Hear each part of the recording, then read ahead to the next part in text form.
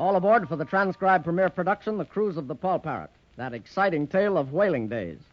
In our last adventure, we found our friends in all kinds of trouble on the strange island off the coast of Brazil, where the good ship Parrot has been wrecked by a great storm. Misto, the fugitive magician, and his black leopard controls a tribe of Indians on the island, and he's taken Captain Dalton prisoner. When Captain Karsh, the privateer captain, who was also cast away on the island with the Parrot, goes with his first mate, Briney, to make a bargain with Misto, a quarrel results in which Misto and Briney join forces. But Karsh is trussed up as a prisoner and thrown in the same hut with Captain Dalton. Meanwhile, Johnny and Sue, along with old Dickon and Parrot himself, have gone out on their own to search for Captain Dalton, unknown to Mr. Grange, the ship's owner, Annabelle Wilson, and the rest of the Parrot's crew back on the beach. Johnny and Sue discover the Indians' village and finally find the hut where Karsh and Captain Dalton are imprisoned. But as they're debating whether Captain Dalton is really held in the hut as well as Karsh, whose face they can see through the window, Dickon suddenly shouts a warning to them, and turning, they see the black leopard slinking up on them. As our story continues, they stand frozen in their tracks, almost afraid to move. Don't move, Sue. If you don't run, he may not attack us. Oh, Johnny, what'll we do? Stay where you are, you young'uns. I'll attract his attention over here, I will, and maybe he'll let you be. I'm loose. I got the ropes off. There ain't nothing on sea nor land can hold me in this black hole. Listen, it's Karsh inside the hut. Oh, he's gotten free. He's coming out of the hut. And the leopard hears him. It's turning toward the hut. There. And now, Dalton, you can stay in there and rot for all I care. If you'd have talked to me and thrown in with me, I'd have freed you. But now you can see. Avast. What are you two doing here? And... Hey, that bloomin' black leopard! Stay away from me! Keep away!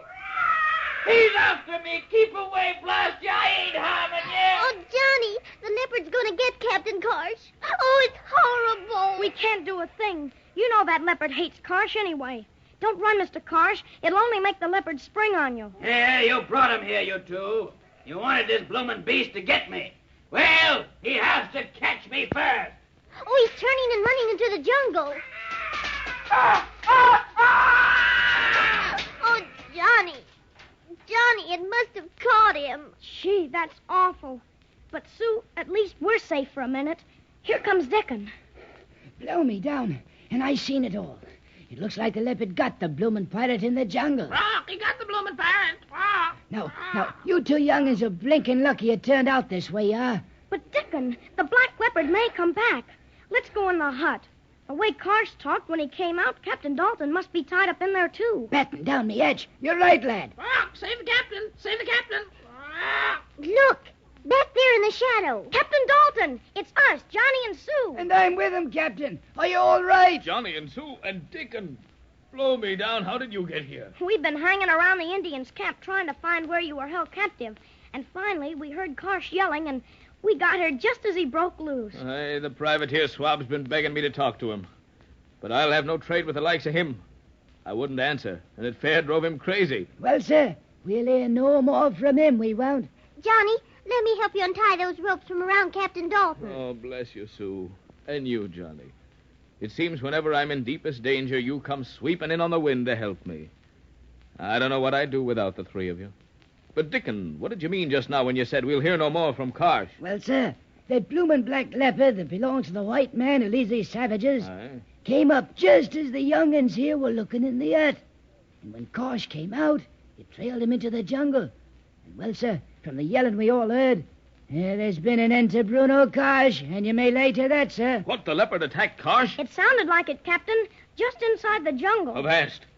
I don't care if the man's my sworn enemy. I can't see a human being die a death like that. My limbs are free. It may not be too late to help. I'm going to look for Karsh. But, Captain, it's good riddance, it is. Dickon, I can't see any man, no matter how much a blackguard he is, suffer such a fate. Follow me. Avast, Captain. You've got too big a heart. You can't keep out of trouble because of it. Dickon, let's look here in the underbrush. Maybe we can find Karsh's trail. Look, Captain Dalton. The underbrush is all flattened out around here. It looks like a struggle went on here. Batten down the edge. I'm afraid that kind of a struggle could have only one kind of an ending. And here, the bushes are crushed down all along, as if as if something heavy had been dragged into the jungle. Oh, Johnny. Johnny, that means... I'm afraid, lass, it means it's too late to do anything about it. We might as well head back for our camp on the beach while the Indian village is still deserted as it seems now. I'm still thinking, Captain. It may be all for the best. We ought to be getting back to camp, all right. You know, Sue, we didn't tell Mr. Grange where we were going, and I'll bet he's worried about us. That's right, Johnny. Ezra probably has some of the men searching for us now. We'd better hurry and let him know that Captain Dalton is safe. It's just one problem after another. It wasn't bad enough to have Karsh and his band of cutthroats on this same island with us. Then we find hostile Indians all around us. Captain Dalton disappears, obviously captured by these Indians. And now there's no trace of Sue or Johnny. I'm worried. I can't help feeling that the children are all right, Mr. Grange. You said before that old Dickon was gone, too. He's most likely with them in the woods. I'd say jungle rather than woods, Miss Wilson. And surrounded by enemies as we are, it's hardly a safe place to go. Besides, we have no idea what's happened to Captain Dalton. Mr. Grange, even though I've only been with your party for a short time, I have never seen a man in whom I could put as much confidence as Captain Dalton. Somehow I feel that wherever he is, he'll be safe. I'm inclined to share your confidence, Miss Wilson. I know of no man I'd rather have on my side in an emergency. By George, it's getting late. The sun's almost down, and still no sign of Sue or Johnny. I'm going out and have a look around. I believe I'll join you. But, Mr. Grange, the camp looks empty. Where are all the men? Well, most of them are still out searching for Captain Dalton, you know. And I sent Mr. Jowett out with some of the men when Sue and Johnny disappeared. Mr. Nicholson and one or two of the others are still over at the Paul Parrot, trying to patch up a few of the smaller damages. Oh, it doesn't matter. It's so peaceful here. The sun is sinking behind the island, and all the sea is red. All the trees of the forest are in purple shadows. I'm not so sure that it's such a beautiful scene. Heaven knows what threatening thing lurks in those purple shadows in the woods. Perhaps right now we're being watched by some band of rogues who wish to do us harm. So that's the camp, eh, Briney? Aye, Mr. Matey. That's the camp of the blinkin' Paul Parrot crew. It certainly looks as though we'd picked a good time. There's not a man stirring. Blimey, scotch me riggin' if I don't think they're all out hunting for that bloomin' Captain Dalton you've got stowed in your hut back at camp. Perhaps. You think you can find the diamonds in the ship over there on the beach if my Indians take care of everybody at the camp? Blimey, mate, I can find a bloomin' minnow in the Pacific if you tell me which one you want. Give me 10 minutes. Don't worry, my friend. No matter how large a force is here, my Indians can keep them quite busy for considerably more than 10 minutes. I still think, Mr. Old Noggin, it would have been a blinkin' good idea to call some of my men from Karsh's camp to help us on this job. Now, look, Briney, my boy. You admitted that it was wiser to put your not-too-beloved Captain Karsh away. It means more for both of us. Aye, but his men would have stuck by me. I remind you again, it's better to let no one in this little game who doesn't have to be. My Indians will be quite enough, I assure you. Hold on. There are two people walking along the beach. Oh, them. That's only Ezra Grange, the bloomin' landlubber who owns the Paul Parrot. You needn't be frightened of the likes of him. But the other, it's a woman. She's bad luck, she is. If it hadn't been for her, we wouldn't have been shipwrecked, I says. Women aboard ship is bad luck, so help me. But who is she? Annabelle Wilson, she is, our Captain Karsh's promised bride. She was sailing with us to South Africa to be married to Karsh, and she come aboard with him on the Paul Parrot just before that storm that wrecked us. When she found Karsh was a privateer, she left him and joined up with this bloomin' crowd of whalers. She's been staying with the little sister of that swab Grange over there. Ah, we search for diamonds, and I find a pearl of great price. Hold on now, Mighty. I tells you, women is bad luck. You raid the camp for provisions, and I'll get the diamonds. But the woman's a Jonah. Silence. You shall have your share of the diamonds. That's our agreement. But I shall manage my own affairs. I'll be off for the ship. I'll give my Indians the signal to attack the camp. Blimey, if you won't listen to me, you won't. But you'll regret it. You'll regret it. Bad luck, I tell you. Ah, now is the time to strike. Uwa, olagu, Uga, uga. pugalabo. Hula, Mr. Grange, look! Good heavens, it's those savages sweeping down on us from the jungle. And the men at the ship are outnumbered. Run, Miss Wilson, run for the cabin. Help! Help! Somebody's caught me! Why, Caesar, it's a white man. Let go of this lady, sir. You tell me, the great Misto, to let go? Oh, look, go! Hand me, you dirty savages. Try to run away, Miss Wilson. The Indians have me. I shall... you'll pay for this. Who are you?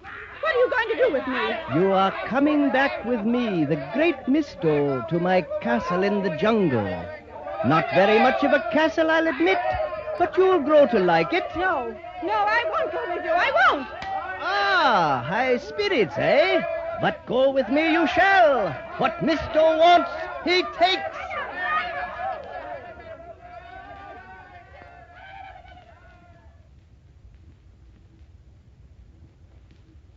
If only there had been more of the crew of the Paul Parrot on the beach, this might not have happened. What have the Indians done to Ezra Grange? And what's going to happen to Annabelle? Will Misto the magician really kidnap her? Will Johnny and Sue with Captain Dalton and Dickon return safely? What about Karsh and the Black Leopard? Be sure to listen to the next transcribed adventure in the cruise of the Paul Parrot. Until then, this is your Paul Parrot announcer, Dave Ward.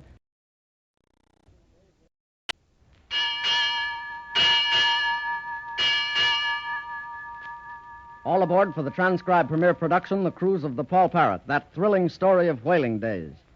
When we last heard from our friends on the strange island off the coast of Brazil, where the good ship Paul Parrot has been wrecked in a hurricane, Indians had just attacked the camp of the Paul Parrot's crew and carried off Annabelle Wilson, the young lady who was betrothed to Bruno Karsh, the privateer. Meanwhile, it was Misto, in company with Briney, Karsh's hook-handed first mate, who led the Indians in the attack on the camp.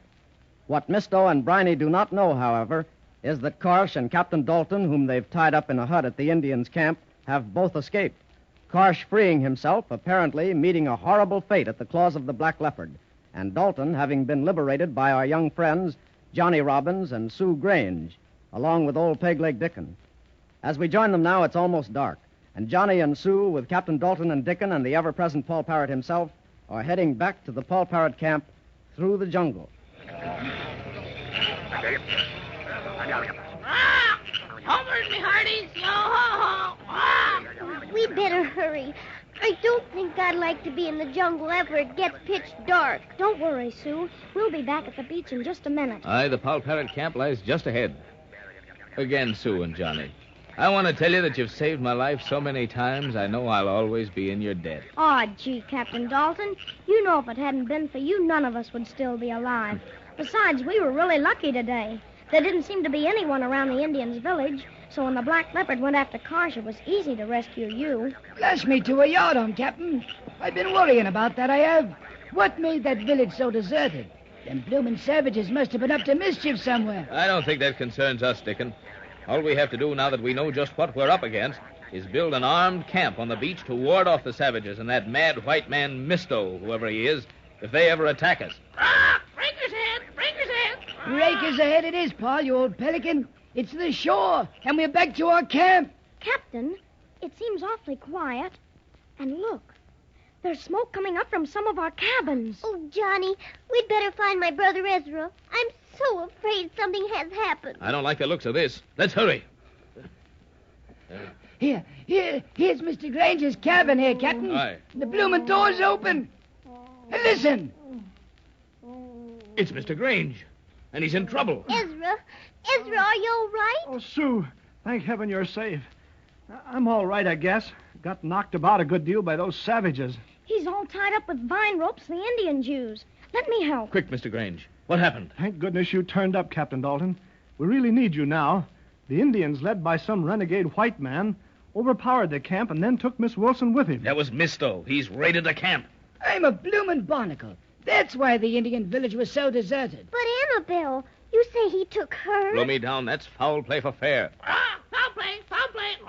Captain Dalton, I just happened to think, if Misto was here, Briney must have been with him. Aye, lad, but what of that? Briney knew we had diamonds aboard the ship.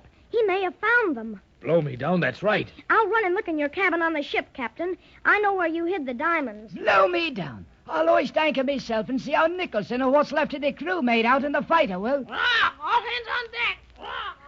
Oh, Ezra, are you really all right? Don't worry now, Sue. Just a few bruises. Do you expect the men of the crew back soon, Mr. Grange? Any moment, Captain. It was just bad luck that they hadn't returned when the raid came. As it is, you just missed walking into the fight yourselves. There's only one thing to do as I can see. As soon as all our men return from their searching parties, they go in a body and attack the Indian camp. Blow me down, we'll settle this for good and all. I've never been one for open battle, Captain, but I agree. I can see no other way. I'll leave everything up to you, Mr. Grange. Meanwhile, I'm going ahead to the savage camp. Miss Wilson may be in grave danger. Captain Dalton, you can't go through those jungles when it's almost dark alone. We need you to lead them in. Dickon knows the way. He can lead you.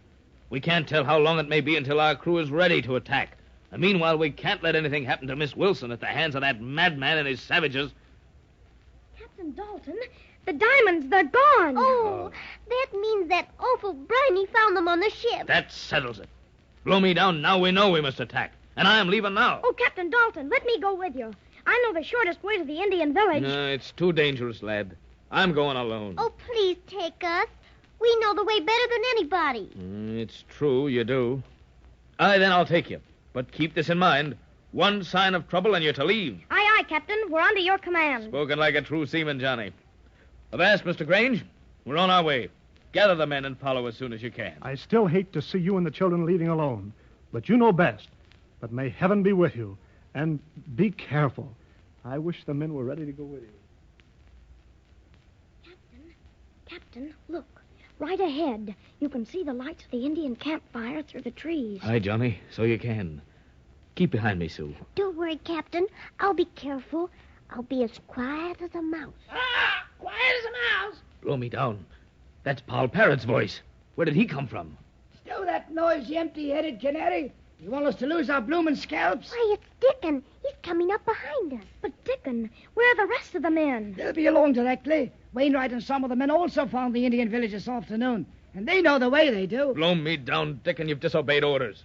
I said you were to direct the men here while I went ahead to see what happened to Miss Wilson. Well, sir, I know it weren't being a dutiful seaman, but, well, blast it, Captain. Every time you get out of old Dickon's sight, something happens to you. And when I heard you'd gone back into the woods with just the two young'uns, I swore I wouldn't let you go without me. Dickon, you're an irresponsible old salt what thinks he knows more than his skipper. But I can't help liking you for thinking so much of me. Blow me down, Skipper. We're together again. Aye. All four of us. And there ain't a bloomin' tribe of savages on earth what can nick this crew of four. That's right, Dickon. We're always strong when we're together. And we'll always be lucky together. Oh, look, Captain Dalton. There's the savages' camp, and that man Misto. He's bringing out two big cages before the campfires. And that Briny with the awful hook hand is with him. Yeah, the Indians are all gathering around. What's he up to? He's getting ready to show some of his magic tricks to him. You may lay to that. Aye, Captain. You're right. Now watch him. Watch him.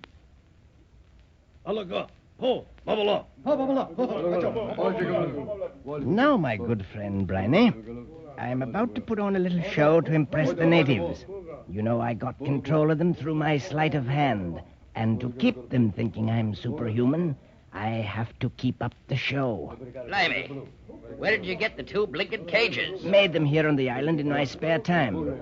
It's always been my best trick, you know. Changing the man into the leopard's cage and the leopard into the man's. Help me. It's the same bloomin' trick you got run out of Singapore for bungling. The time you changed the leopard, but not the man. The very one.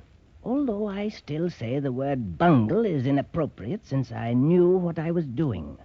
Oh, by the way, Briny, wouldn't you like to help me out in this trick? I'd like you to be the man who changes places with the leopard. Me? And let you get the trick mixed up again now that I got the Paul Parrot's diamonds? Never you mind now, mister. None of that. None of that. Why, Briny, one would think you didn't trust me. Very well, I'll have to get another subject. I have it. The young lady we took from the Paul Parrot's camp.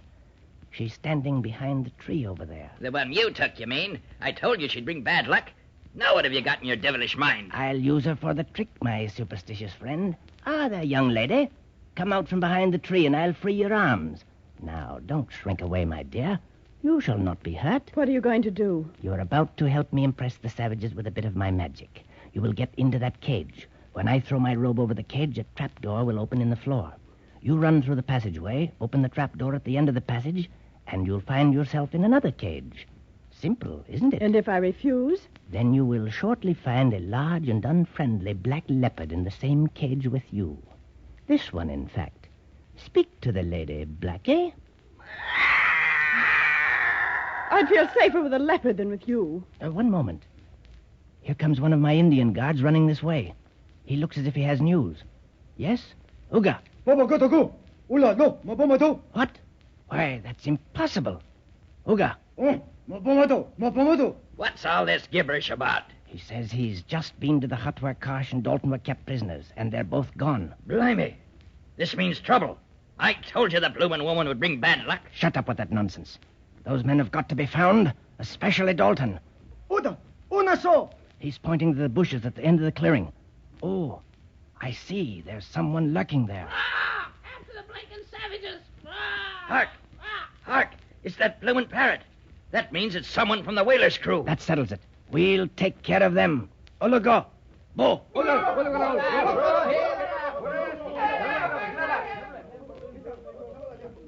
Blast your Paul Parrot, you've given us away with your bloomin' squawking. Avast! We've got to run for it. Run ahead, Johnny and Sue. Try and find a place to hide, and don't let them catch you. Dickon and I are armed, and if worst comes to worst, we can fight it out. Captain, we couldn't leave you now. Blast it, you young'uns. You'll do as the captain says, or... Oh! Dickon, what's the matter? Dickon! Oh, Johnny, look! There's an arrow in his shoulder. I'll be all right.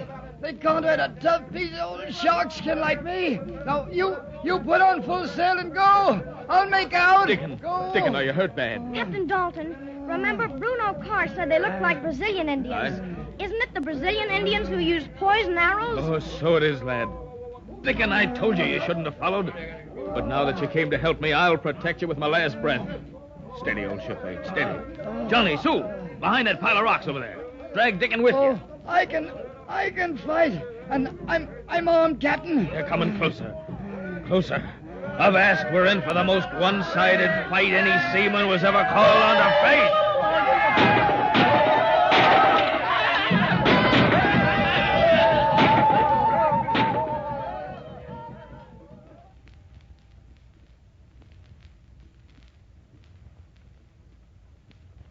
Now what's going to happen to our friends?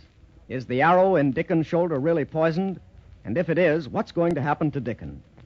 Will Captain Dalton be able to hold off the savages? Will Johnny and Sue get away? What of Annabelle Wilson and the Black Leopard? Will the crew of the Paul Parrot find the Indian village in time to be of any help?